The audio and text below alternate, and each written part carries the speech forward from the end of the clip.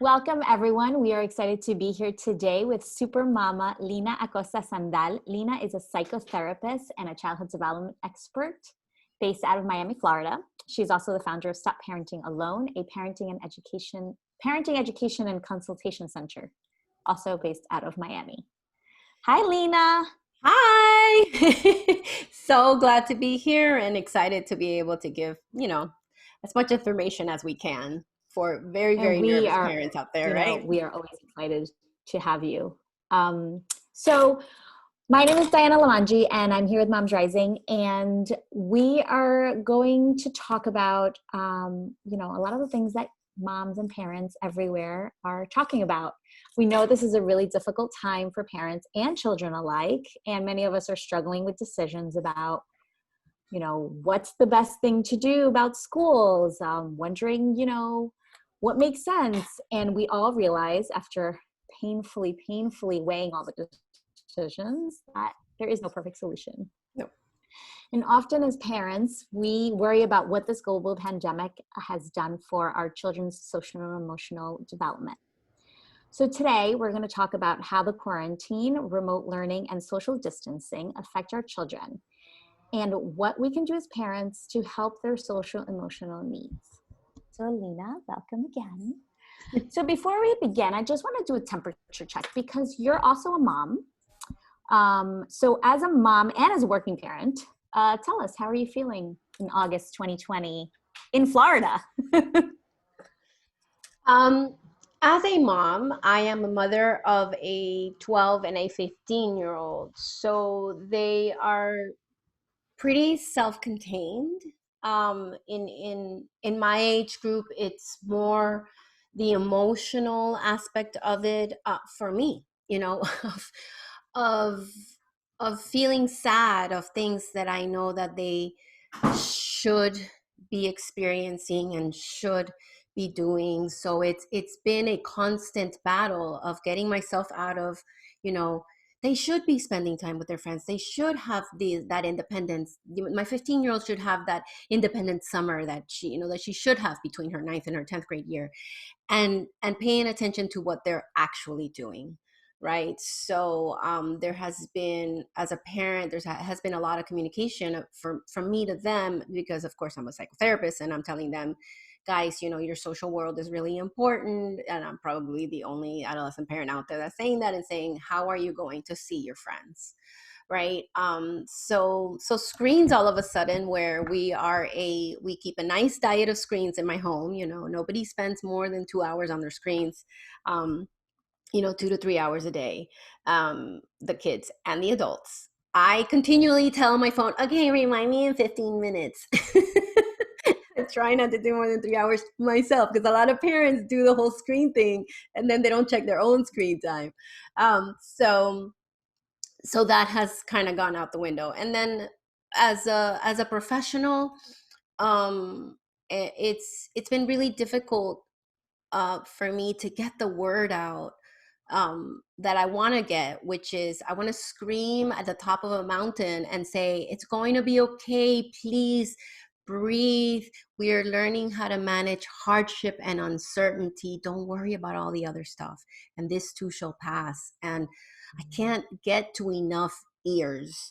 And that's driving me nuts, because there's a lot of scary stuff in the stratosphere that parents need not listen to from people that. And it's really hard. It's really hard to take a step back and be like, okay, we're going to be okay.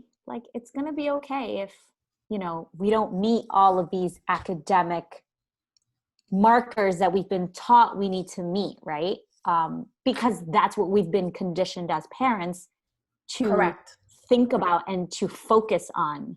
Correct. When if we kind of take a step back, we see, well, yeah, my kid didn't do XYZ in school, but, we built a 1,000-piece puzzle, or we baked, and, it's different skills, right? Completely. But it's really hard for us to make that shift.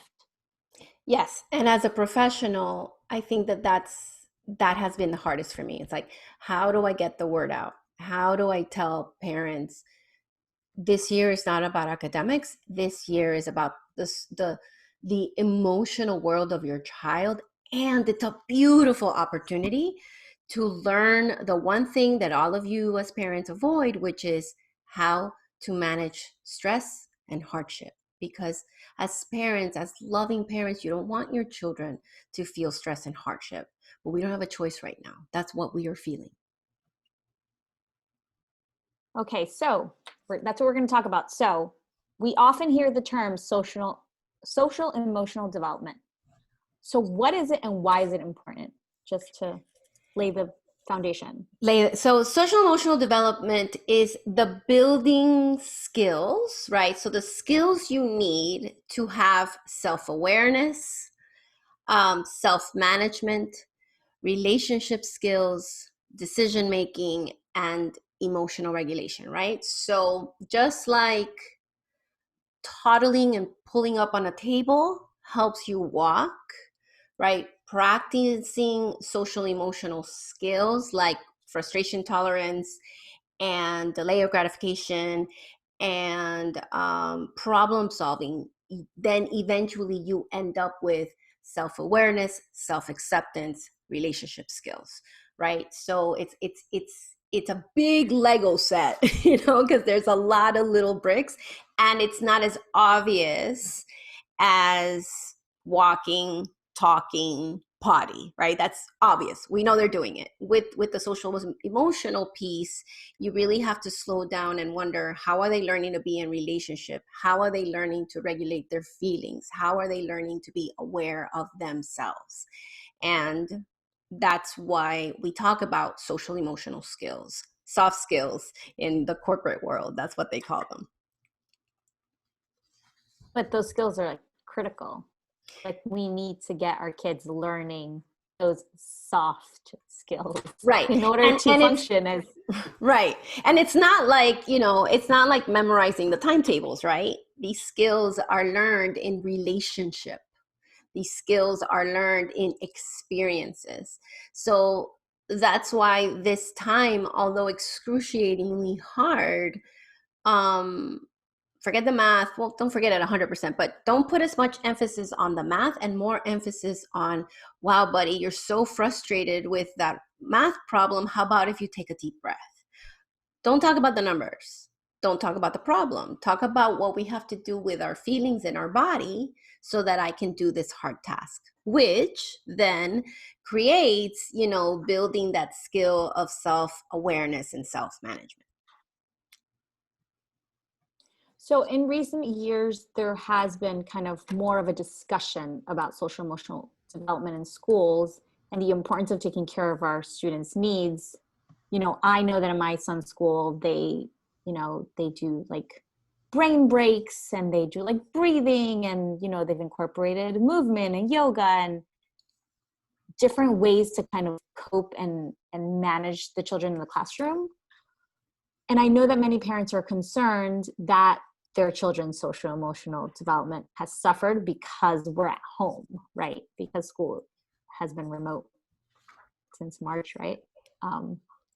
So is the classroom the only place where our kids can kind of learn and practice those social emotional skills? No.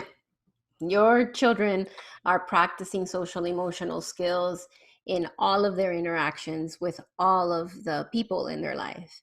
In school, the social skill they're practicing the most is the one of peer relationships, right? Somebody your same age, managing that social reciprocity. But at home, when they fight you because they don't want to brush their teeth, or when they politely or not so politely tell you that they don't like broccoli, they are practicing that social skill and that social reciprocity, right? So we are constantly learning about how to be in relationship with another, so that's the social part of social emotional skills or social emotional learning. The emotional part is when you set a boundary and they fall apart. A lot of parents get confused that, once you tell them, okay, we're going to get off the Roblox, right? We're going to get off the video game. That's your boundary. Now you've disciplined. Now you've handled behavior, right? Because they're like, oh, this, when they have to stop, that's emotion, right? So there again is that moment for you to say, you're really frustrated. Remember, we only play between 2 and 3. Take a moment to settle your body and come find me so that we can have our snack. And then leave them alone. A lot of parents think that they have to parent, discipline, that, that moment of like being upset. And that's just frustration and disappointment in childhood. And tell your parent brain, they don't have to be happy in this moment. They followed the rule. They stopped playing. Now they're just showing you how they feel about it. And that's the emotional part. So yes, that's happening every millisecond of the day in your home. And all of you guys as parents are calling me and writing me emails and joining my online subscription going, how do I make them stop doing that? And then I'm always having the bad news of going, you can't. You're teaching them how to manage that emotion, because frustration eventually just becomes us adults this morning who had to talk ourselves out of getting out of bed and going and brushing our teeth and starting breakfast. We also were making that face. We don't want to deal with the frustration. Yes. Because of our social emotional skills. Yes. Because of our own social emotional skills, because of how we manage frustration. So that's why it's one of the hardest things to help a child manage and build, because they will only be as good as we are in their social emotional skills. Okay, so children have, as we mentioned earlier, been out of school since pretty much March, right? Mid-March 2020. Mm-hmm. And I know parents are concerned that their children might regress socially because there's that lack of peer-to-peer interaction. What would you say to those parents, even though you just told us that, they're learning these skills every day, every millisecond of every day? The number one tip I would give parents is to make sure that they are managing their own mood and their own energy. Just like I said, right? Kids look to the parents to lead and soothe them.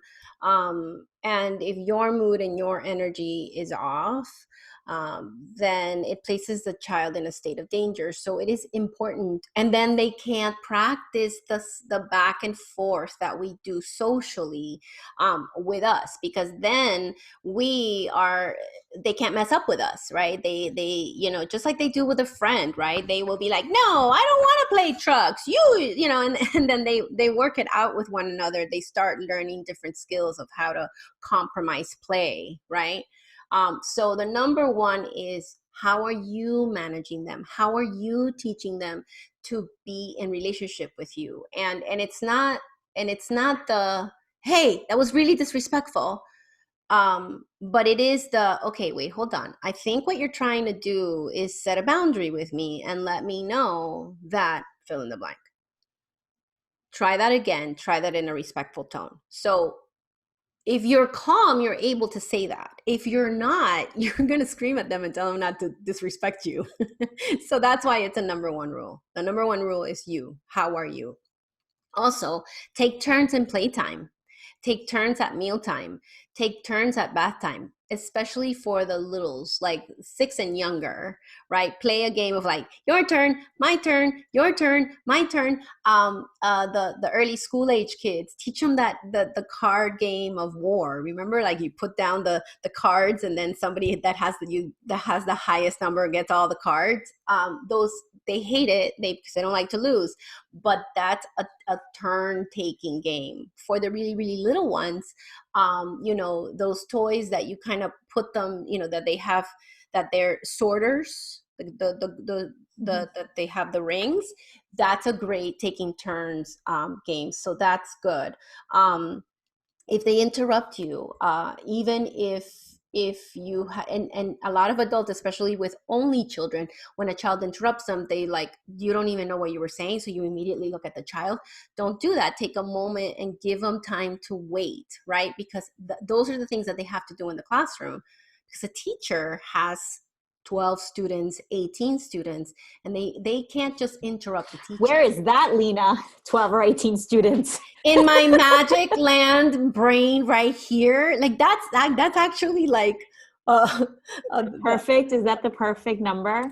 in elementary school? Yeah. You know, because of COVID, a lot of in class, you know, Yeah. a lot of schools that are doing They smaller, have to. that's going to happen. There's a little bit of a silver lining, you know, the kids are going to get a smaller classroom.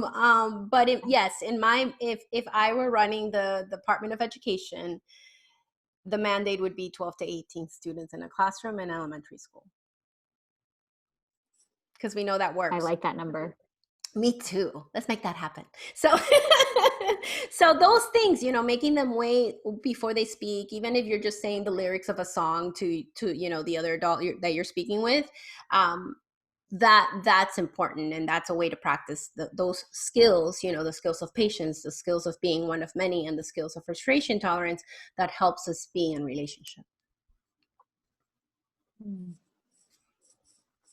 Okay, so and how are the emotional needs of our babies and toddlers different from school-age children? Because so I have a 3-year-old and I have a 9-year-old. And one of the biggest challenges for me is that they don't like the same things. Yep. So it's really hard. Like if I'm alone with both of them, it's really hard because they don't want to do the same things. So, right. So what are the differences in their needs? So the one thing that they both need, let's start there. The one thing that they both need is a consistent routine, a routine that they can predict. Now, so let's start splitting that thing. So for the young child, right, routine is not about time. It's about the pattern, right? So a child 7 and under, you know, 5 and under, they know they wake up, they get dressed, they have breakfast, they play, right? And that's the pattern. And they expect it, right? And whenever you take them out of that or you don't enforce it, they come up with something to do. You know, 2, 3, 4-year-olds are notoriously great at exploring their environment, right?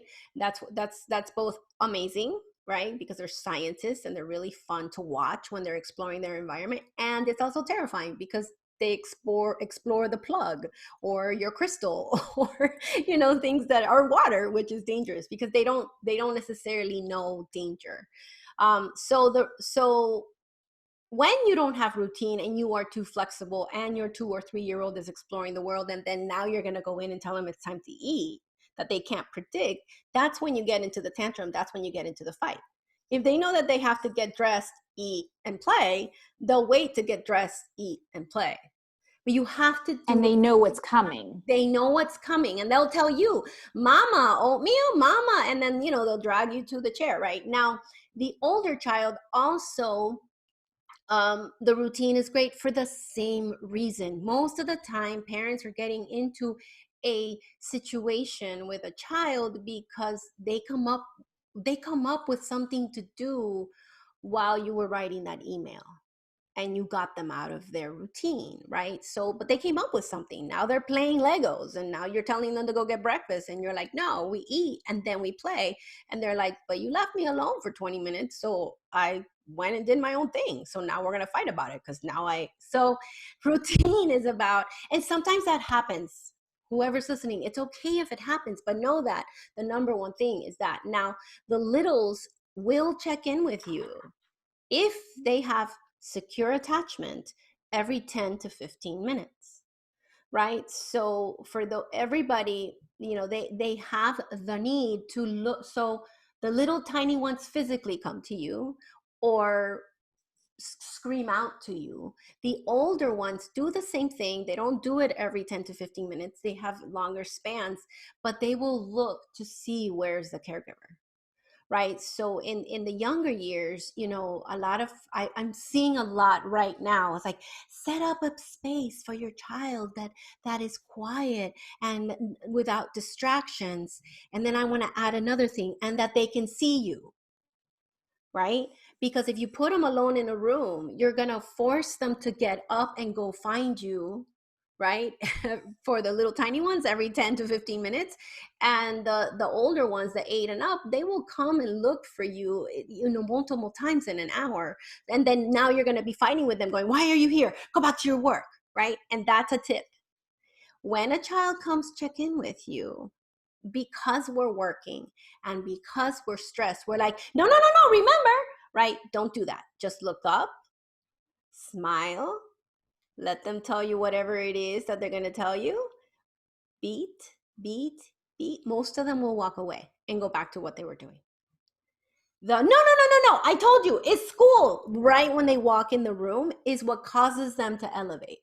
So just when the little body walks in, turn, smile, especially if you're on a Zoom with your company, just do one of these, right? And then go over here, right? A lot of you are doing it naturally because you're on the big Zoom and then you're like, oh my God, my baby. So look at them, right? When in the other times when I told you to take turns, no, when you're on a Zoom, when you're writing your email, when you're working and they walk in, just look and smile. They will tell you 3 things and they will walk away. Or they will come in, they will come here, give them the hold for whatever seconds. Don't do the, hey, no, remember. Don't do that. Just let them check in and let them leave. It will be shorter. Now, for some, it won't be shorter, and then you have to get up and set the boundary and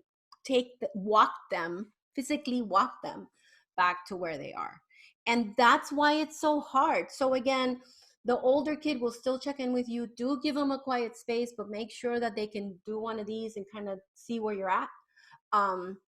As best you can, and that is very helpful. And also the older child does need that moment with you, and I know in these times it's really, really hard, but a lot of parents miss opportunities in the regular routine to have a full connected circle of connection with the older child. So dinner time, bath time, bedtime, allow that time to just put away everything and just be with your child. And a trick to be with your child is concentrate on their fingers. Concentrate on like a special place in their face and slow down. And it will bring you back. It will bring you back to the moment. Today, I want everybody to take their child's hand and just look at it and see how small and see how fragile, even the teenagers, right? See what fun ring they've decided to wear. And that will slow you down long enough so that you give them that moment of connection. Because for the older kids, they have learned that you need your time and that you're working and you need your space. So you have to go out of your own way to give them those 10 or 20 minutes that they need to connect with you. So for the younger babies, for babies and toddlers, and you've talked about this a little bit, like the frustration and, helping them wait their turn, and what are the skills that we as parents can help them with at home? And I'm sure we're doing it, as you mentioned, right? Every moment of the day is an opportunity to help them build these skills. Yes. So with the infants, it's a mixture of responding as best you can.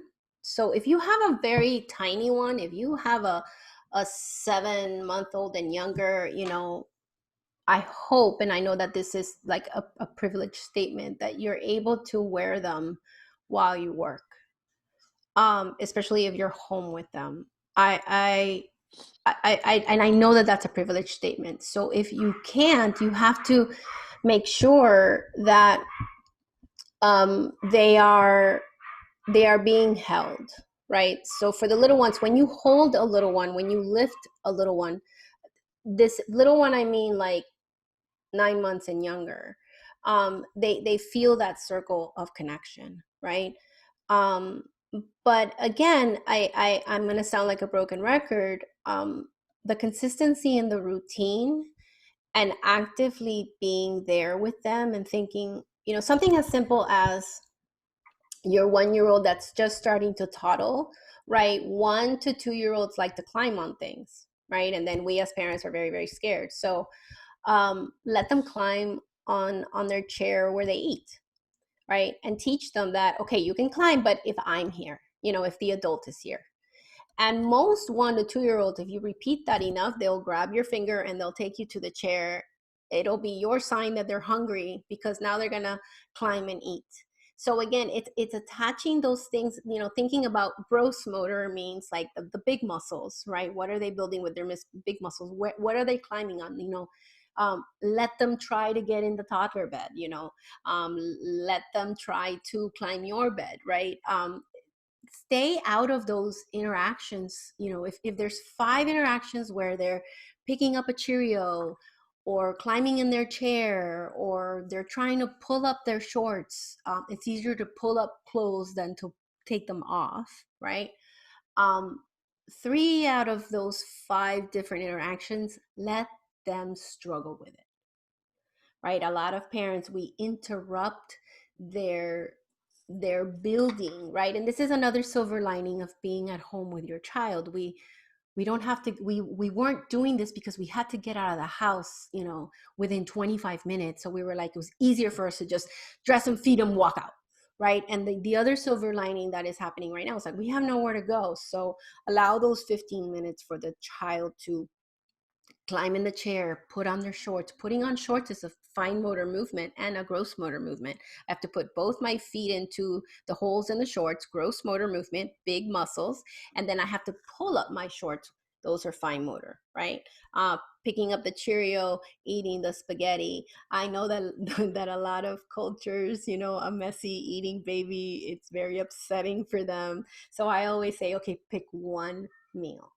And the safest meal usually is dinner, because you're going to go give them a bath anyway. But choose one meal for them to eat with their hands.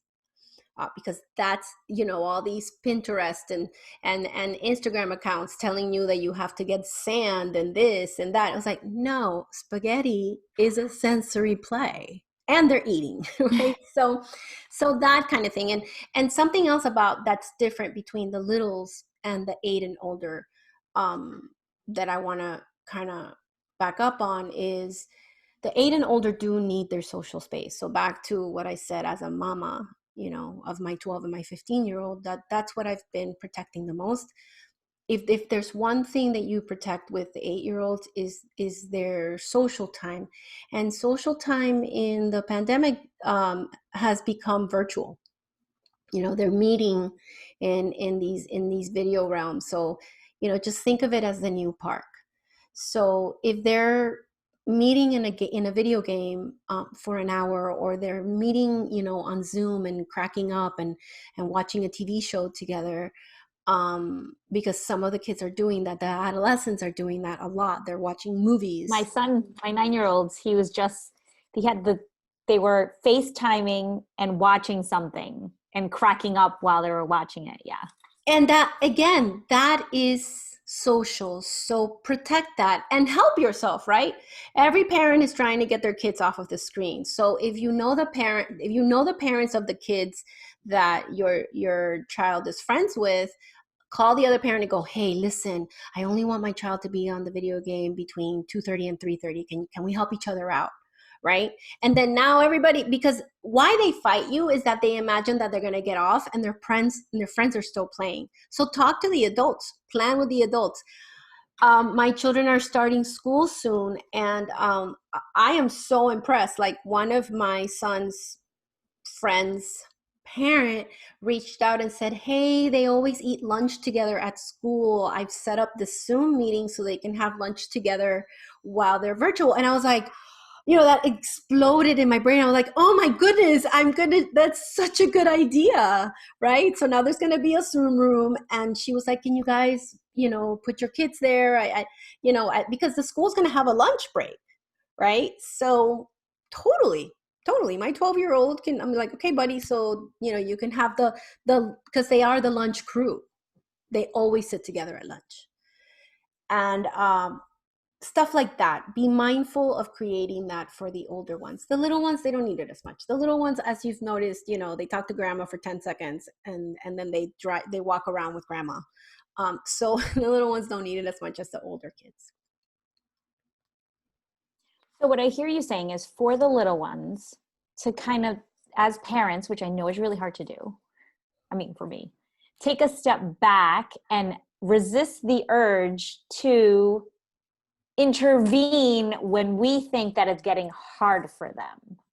That is building their skills. Yes. Okay. And FYI, it's not so hard to do because they protest when you try to help them, right? No, me is like the number one thing that a 2 or a 3-year-old goes, I do it. When they're telling you, I do it. If you have the time and the space, fall back and then guide them with your voice rather than with your hands. Right? So, and usually that becomes a tantrum when you dress them. Again, I know you can't do this 100% of the time, but in the ratio, when they say I do it, let them. And think, what are they doing with their small muscles, fine motor? What are they doing with the big muscles, gross motor? What are they doing with their communication? I do it is communication, right? What are they doing with their feelings? Okay, breathe, baby. If you do it slowly, you're able to build that block, right? So break it down into those markers, big muscles, little muscles, language, how are they communicating, emotions, right?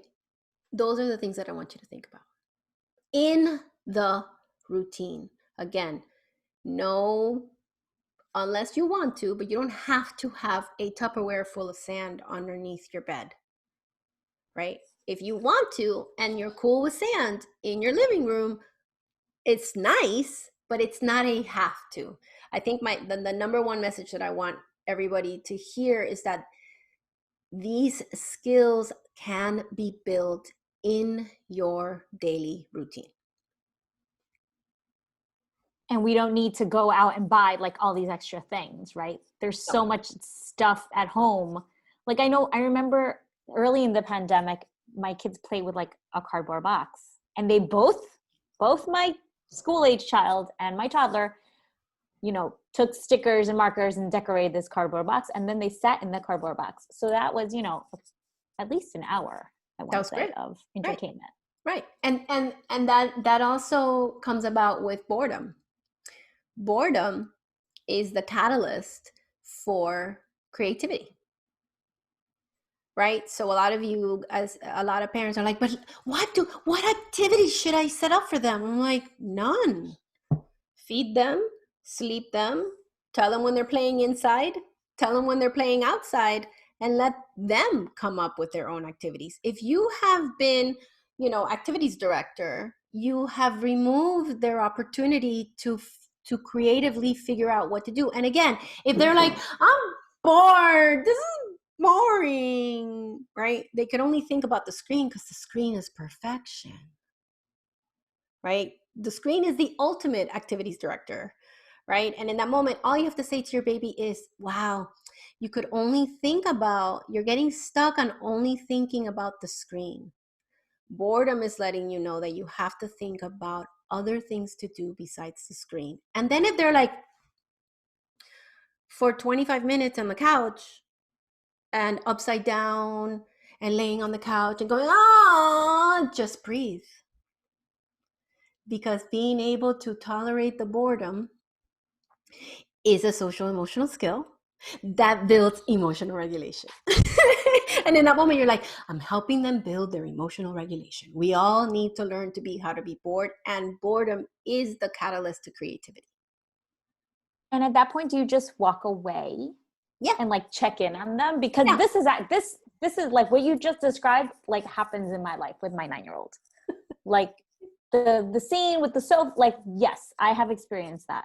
Yes. So as a parent, do you just walk away? And be mindful and don't walk away with, okay, yeah. No, just say, I know you're bored. You're having a hard time thinking of something beyond the screen, but I know you'll be able to. kiss them in the forehead, and walk away.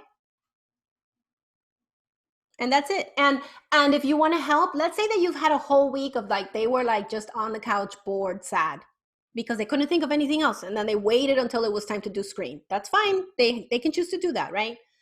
That Sunday, go, this week you had a hard time thinking of more things to do than just the screen. So let's sit together right now and try to make a list. And then the next time they're pouting on the couch, not knowing what to do, you go, hey, look, remember the list? And then set it down. And again, lovingly say, yeah, you're having a hard time being creative. You're stuck on just thinking about the screen, and walk away.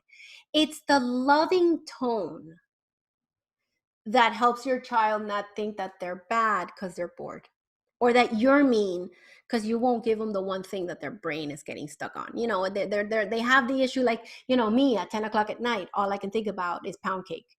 I have this particular pound cake that I really, really like, that all I think about at 10 p.m. is the pound cake. And I'm like, brain, you're stuck on an idea. I'm having tea. But the brain still shows me the pound cake because it wants sugar. So I've taught it that I'm going to give it sugar, but with honey and tea. It still shows me the pound cake. And the brain does that to your kid. In all age groups. So I want to go back a little bit to what you said about, kind of our children have to socialize on the screens. But now, especially now that school's starting up again, like if they have school assignments, I'm going to make up let's say they have 4 hours of a combination of live instruction, school assignments on a screen, but then they will naturally want to play Roblox or something else with their friends on a screen. Okay, so what you have just described is screen variety, right? So Okay. I just recently did a live with a pediatrician that I really, really love. She's in Kansas City. So those of you that are in Kansas City, look out for Dr. Natasha Burberg. Yeah, little shout out to her. But she does a lot of the communication for the AAP, for the American Association of Pediatrics. And I said to her, all right, I'm gonna nail you, because you guys have been telling parents 2 hours. 2 hours is a magic number, and it's a magic number because of tons of research that has been happening in this world of screens, right? And I said to her, what are you saying now? And she's like, we have to be lenient. And then I said to her, well, this is what I'm telling parents. And then she approved it. So screen is variety today in pandemic times, just like a plate of food. Okay, so in your description, some of the screen is going to be school, and there's nothing we can do about that. That's the messy of global pandemic times. It is what it is. It's not perfect, and that's what they're managing, right? 2, they're going to be using their screen socially, right? And to me, so those 4 hours is just, you have to, like, that's a have to, right? So now let's think about those 2 hours that we used to give them, right?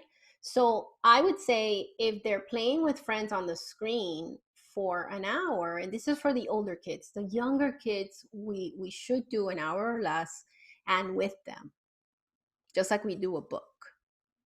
Okay, it has to be interactive. And younger kids is 5 and younger, right? I don't want a 6-year-old on YouTube for 2 hours by themselves. I don't recommend that at all, even in pandemic times. But for the older kids, it is about variety: school, friends, passive entertainment. And passive entertainment is watching, that TV show that they love, right? And think of it that way. And then, make sure that they are getting, some sort of outdoor something, 5 out of 7 days. That is important. They need to, like, I have an occupational therapist friend. She was like, your child needs to sweat. So, and some children don't like to sweat. I don't like to sweat.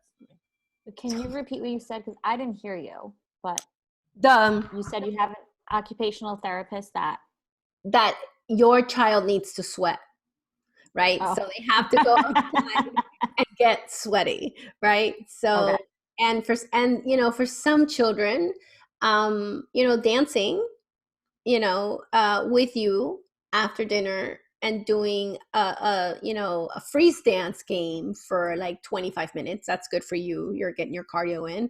That's good for them. They're practicing impulse control if they're under 6. Any game that's a start stop for children under 6 helps them with their impulse control. And you're having a circle of connection with your older child when you do a freeze dance. And even teenagers who are cracking up at you will enjoy a game of freeze dance. So that's one way, like that's my tricky way to get in some calorie burning. So that's how I want you to look at the screen as variety. And the school piece, it's one of those, it is what it is. And I don't want you to add that up to your screen time. It's because we can't. Okay. So are there any skills that we should be focusing on with school age kids at home? Aside from like letting them be bored so that they can, so that creativity can come out of that boredom. Right. In the number one social emotional skill that they are building is how to be one of many. Right? So this idea of being one in the group, and they fail at it miserably, right? That's that not being able to lose, not being able to wait their turn, being jealous of their younger sibling. That's just them, if they were walking, that's when they would be falling. Right? And I always tell parents, don't punish that. Don't scream at that. You wouldn't have screamed at your baby when they fell trying to walk. Right? So that's so all those behaviors are normal is what you're saying. Completely. And we as parents need to understand that. Yes. I'm repeating so it sinks in, because our first reaction is to be like, she's 3. Why are you right, XYZ. or like, you're so entitled, why are you slamming the door, like school age children act very entitled. That's why when I see that in an adult, I'm like, oh, somebody didn't teach you how to be one of many. That's me at the bank when somebody loses their mind in the line, or currently when somebody loses their mind that they don't want to wear a mask. I'm like, oh, you don't know how to be one of many. You didn't learn that in your school age years, because that's and a lot of us don't. We create defenses around this, that this is make or break time and how to be in community, how to be in a circle. But is it normal that your 7, 8, 6, 10-year-old cries when you play chess with them and you win? Completely. And in that moment, to answer your question directly, you have to teach them the ambiguity of, you feel really sad right now and you feel embarrassed that you lost with me, because that's the social piece in that moment. But let's learn from the mistake of the loss. And it's okay to be embarrassed because you don't like it that I won and you lost. Right? So that's really important. And in this age group, get into the habit of saying, yes, it's true. Right now, you feel really dumb because you can't answer that math problem. But let's slow down and breathe, because I don't want your feeling to take over your thinking. So forget about the math problem, people. Stop, a lot of you guys are so cute. This one mama was like, oh, and then I use like little macaroni to help them count. I was like, okay, that's super sweet and that's so creative. But did you talk about how frustrated they were? See, as parents, we could talk about frustration. It's harder for us to talk about math because they teach math completely different than when we were.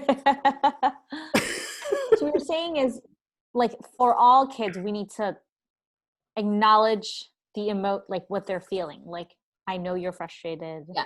It's normal to feel this way. And is that also to not make them feel bad about the fact that they've acted out?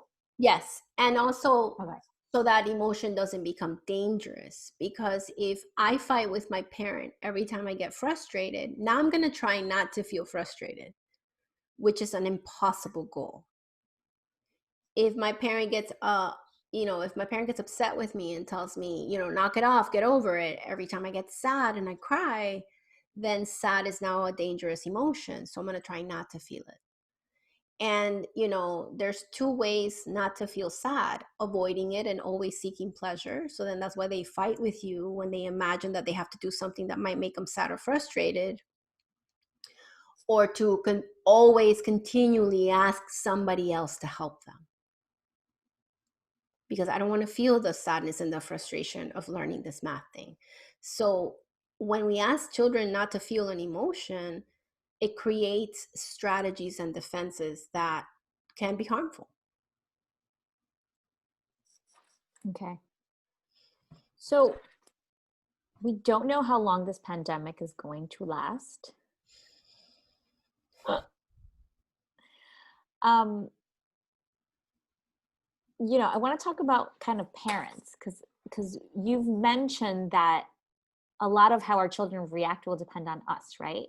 And I think a lot of times parents, especially moms, forget to take care of our own social and emotional needs.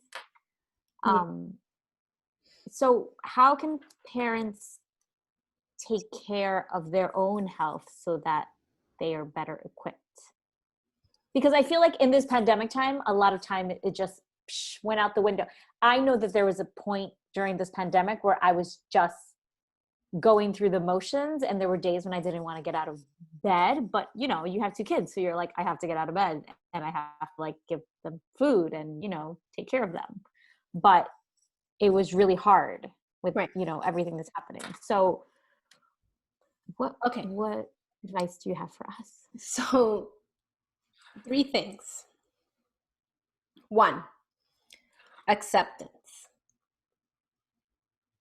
We have to accept that every human being on the planet Earth right now is functioning under anxious physical responses. Okay. This is why those of you that are readers can't read, and you're finding yourself watching more television, me included, right? Television is passive. I sit, and all I have to compute with my brain is the auditory input and the visual input, and maybe some emotional input, right? And most of us are choosing funny things, right? Or things we can criticize, like documentaries, right? So that's very, very passive, right? But when we read, it's not, it's very interactive. We have to problem solve, we have to imagine, we have to use our creative mind to see the picture in our eye of what we're reading. So I'm using that particular example because it's a personal example. So, I am an avid reader, and I have not read, and I had to sit through the moment of, okay, I have to accept that my mind needs the rest. And, my streaming is really valuable right now, right? So in those days when it's easier for me because I have a 12 and a 15-year-old, but it's accepting and saying it, okay, so today I'm going to do bare bones. I just have to feed them and keep them clean. That's it. This high mighty idea that you're going to go on a hike, this high mighty idea that you're going to draw, this high mighty idea that somehow you're going to bake the best muffins that you saw on the Instagram account. No, when you wake up and you're like, why did I have children, right? In pandemic times, I want you to accept it and then be like, what is the bare bones that I can do? And you're going to feel guilty. But if you don't do that, then you're going to spend more times passively burning out. Because so if you just choose like in my house, we instituted that Saturday was indulge day. But they're older, they're 12 and 15, right? So they know what that means, right? It means that, okay, go ahead, eat whatever you want, do whatever you want, all the rules went out the door, and your mother is going to be on the couch reading, sleeping, or watching TV. That's it. Don't ask me to go on any pandemic adventures outside of my home, right? I'm not putting on a mask. So that happened because I accepted that I needed a day to unplug, right? Again, I know that that's a privileged statement, right? Not all of us can do that. So find those, if you wake up and you're having a really hard time, just bare bones. Sleep them, feed them, dress them, Again, young, in particular children 7 and under, they really can entertain themselves if you get out of the way. They really can. And the older ones can too. It's just that they get stuck on an idea. And currently they get stuck on the idea of the screen. And so that's one, acceptance of how you're feeling, where's your mood at, and, plan accordingly. On those productive days, that's the day that you make the muffins, right? That's the day that you make the bagels, right? From scratch because you saw it on Instagram. And then guilt. Everybody is feeling really, really, really guilty because they think that they have to do work and parenting. And we're not doing enough. That's what we right, think. Right. And you're not. That's never enough. It's not enough. It's not enough. And this is really hard, right? But right now and always, actually, it's just that now it's in our faces. As it pertains to a working parent, you are always choosing either your work gets your undivided attention or your children gets your undivided attention. You never can balance it. Whenever you try to do both at the same time, they both hurt. So I want you to actively plan, right? Which is hard. What are the days that you're going to be 100% working, and what are the days that you're going to be 100% with your kids? And or split your day, right? Split your day into, work and kids, and then be okay with what is happening, right? What is happening when you're working. And if you have the littles, you really have to think about what can they do while I don't give them my attention. And sometimes the answer is watch Moana. Sometimes that is the answer, and that's okay. But if you don't choose, and then you're thinking that you're going to write this email and you're going to set them up with the sand tray that you saw in the social media account, and you're going to, put on makeup and look beautiful, you're going to be crazy. So the guilt will be there because you're a parent, and that tells me that it means something to you. However, choose, and then go into planning. I think that's a good way to end. Accept and choose. Okay. So I've learned a little bit about you today, which one is you really don't like sandboxes. No, I don't.